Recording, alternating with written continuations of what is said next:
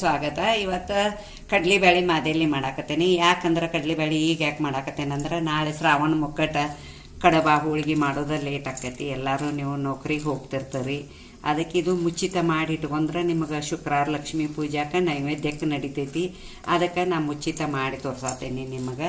ಈಗ ಇದು ಒಂದು ಬೌಲ್ ಕಡ್ಲಿಬೇಳೆ ಐತಿ. ಇದನ್ನು ಇಲ್ಲೇ ಕುಕ್ಕರ್ ಇಟ್ಟೇನಿ. ನೀರು ಕುದಿಯಾಕತ್ತೈತಿ. ಈಗ ಅದ್ರಾಗ ಸುರುತ್ತೇನೆ. ನೋಡಿ ಸುರುತ್ತೇನೆ. ಮತ್ತು ಇದು ಒಂದು ವಿಜಿಲ್ ಆಗಬೇಕು. ಒಂದು ವಿಜಿಲ್ ಮಾಡಿ ಇದನ್ನು ಬಸದ ಎಲ್ಲ ಹುರಿದ ಮಾದೇಲಿದು ಮಾಡೋದು ನಿಮಗೆ ತೋರಿಸ್ತೇನೆ. ನೋಡಿ ಕುಕ್ಕರ್ದಾಗಿಂದ ತೆಗೆದೇನಿ. ಒಂದು ಸೀಟಿ ಮಾಡಿದನು. ಇದ್ರಾಗಿಂದ ಎಲ್ಲ ನೀರು ಹೋಗಬೇಕು. ಈ ಚಾನ್ಗ್ಯಾಗ ನೀರು ಹಾಕಿ ಬಸ್ಯಾಕಿಟ್ಟೇನಿ. ಬಸದೈತಿ. ಮತ್ತು ಈಗ ಏನು ಮಾಡ್ಬೇಕಂದ್ರೆ ಇದನ್ನು ಒಂದು ಸ್ವಲ್ಪ ಕಾಟನ್ ಬಟ್ಟೆಯಾಗ ಒಣಗಿ ಹಾಕಬೇಕು. ಒಣಗಿ ಹಾಕಿದ್ರಾಗಿಂದ ನೀರೆಲ್ಲ ಹೋಗಬೇಕು. ನೀರೆಲ್ಲ ಆರಿದ ಮೇಲೆ ನಿಮಗೆ ಹುರಿದ ಮಾದಲಿ ಮಾಡೋದು ತೋರಿಸ್ತಾನೆ. ನೋಡಿ ಒಂದು ಕಾಟನ್ ಬಟ್ಟೆ ಒಣಗಿ ಹಾಕೇನಿ. ಆರು ಹಾಕಿದಾನೆ. ಇವನ್ನ ಆರು ಹಾಕಬೇಕು. ಹಿಂಗೆ ಇದೆಲ್ಲ ನೀರು ಹೋಗಬೇಕು. ಹೋದ್ಮೇಲೆ ಇದನ್ನು ನಮಗೆ ಹುರಿಯಾಕೆ ಬರ್ತೈತಿ.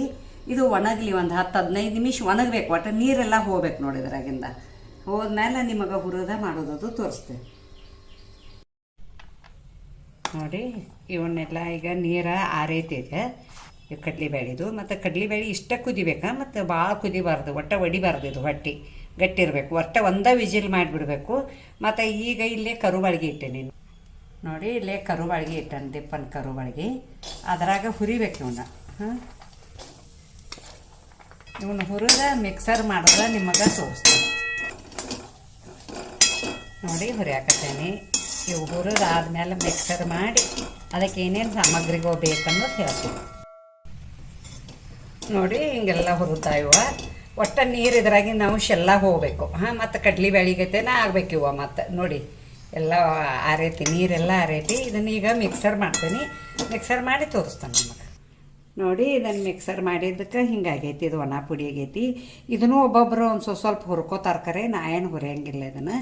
ಮತ್ತು ಭಾಳ ದಿನದ್ದು ಮಾಡಬಾರ್ದು. ಅಷ್ಟೇ 4 ದಿನದ ಪೂರ್ತಿಗೆ ಮಾಡ್ಬೇಕಷ್ಟೆ. ಭಾಳ ಮಾಡ್ರೆ ತಡೆಯಂಗಿಲ್ಲದ. ಮತ್ತು ಅದಕ್ಕೆ ಸಕ್ರೆ ಹಾಕೋದು ತೋರಿಸ್ತೀನಿ. ಇದು ಸಕ್ರೆ ಅಂದಾಜು ಒಂದು 1/4 ಕಿಲೋದಷ್ಟು ಪುಡಿ ಮಾಡಿ ಇಟ್ಕೊಂಡೇನಿ. ನಾನು ಅದು ಎಷ್ಟು ಹಿಡಿತೈತೆ ಅಷ್ಟು ಹಾಕ್ತೇನೆ. ಮತ್ತು ಅದಕ್ಕೆ ಕಾಜು ತುಕಡಿ ಮಾಡಿ ಇಟ್ಕೊಂಡೇನಿ. ಮತ್ತು ಮಣಕ ತುಕಡಿ ಮಾಡಿ ಇಟ್ಕೊಂಡೇನಿ. ಮಣಕ್ಕೆ ಇಟ್ಕೊಂಡೇನಿ. ಮತ್ತು ಇದು ಏಲಕ್ಕಿ ಪುಡಿ ಇಟ್ಕೊಂಡೇನಿ. ಇವು 3 ದಿನಸ ಅದಕ್ಕೆ ಹಾಕೋದು ತೋರಿಸ್ತೇನೆ.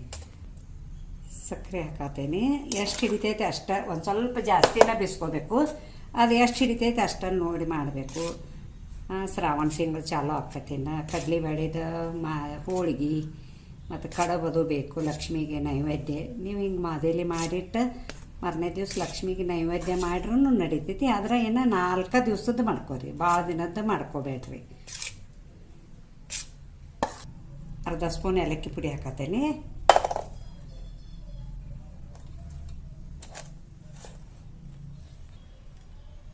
ದ್ರಾಕ್ಷಿ ಹಾಕತ್ತೇನೆ. ಇವು ಕಾಜು ಹಾಕ್ತೇನೆ. ಎಲ್ಲ ಕುಡ್ಕೊಂಡು ಮಿಕ್ಸ್ ಮಾಡಬೇಕು. ನೋಡಿ ಮಾಡಿ ನೋಡಿ ನೀವು. ಇದ್ರ ಜೊತೆ ತುಪ್ಪ ಅಷ್ಟನ್ನು ಹಿಡ್ಕೊಂಡು ಉಣ್ಬೇಕು. ಹಾಲದು ಹಾಕ್ಕೋಬಾರ್ದು. ತುಪ್ಪ ಹಿಡ್ಕೊಂಡು ಉಂಡ್ರೆ ಭಾಳ ರುಚಿ ಆಗ್ತೈತಿ ಮಾದೇಲಿ. ಒಂದು ದಿನದ ನೈವೇದ್ಯಕ್ಕೆ ನಡಿತೈತಿ. ಮಾಡಿ ನೀವು. ನೋಡಿ ರೆಡಿ ಆಯ್ತು. ನೋಡಿ ಕಡ್ಲಿಬೇಳೆ ಮಾದೇಲಿ ರೆಡಿ ಆಗೈತಿ. ಈ ಮಾದೇಲಿಗೆ ಒಂದು ಲೈಕ್ ಕೊಡಿ, ಶೇರ್ ಮಾಡಿ, ಕಮೆಂಟ್ ಕೊಡಿ, ಸಬ್ಸ್ಕ್ರೈಬರ್ ಮಾಡಿ, ಪಕ್ಕದಲ್ಲಿ ಬೆಲ್ ಐಕಾನ್ ಮಾಡಿ. Thank you.